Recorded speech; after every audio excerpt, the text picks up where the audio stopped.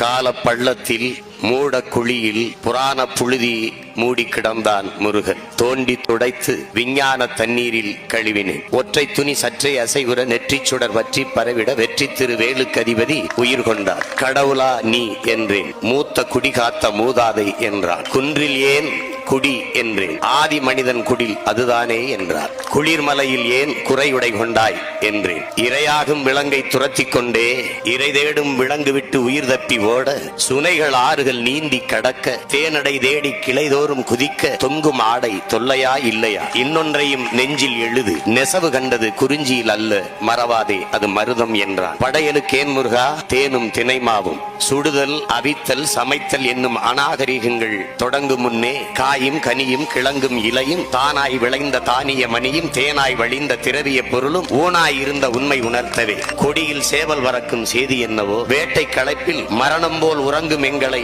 அதிகாலையில் எழுப்பும் முதல் பறவை அதுதானே என்றார். கல்லாயுதம் தோற்ற விடத்து வேலாயுதம் கண்ட முதல் மனிதன் நான் என்றார். வேலின் தொழில்கள் விளம்பக்கேன். வேட்டை காட்டில் வெற்றி தந்ததும் வேளாண்மைக்கு காவல் தந்ததும் மடவார் தம்மின் மானம் காத்ததும் மாற்றார் வெருட்டி மண்புலம் காத்ததும் முன்னோடிகளை விளங்குண்ணாமல் அந்நாள் காத்து ஆயுதமானதும் கைவேல் கைவேல் கைவேல் தானடா.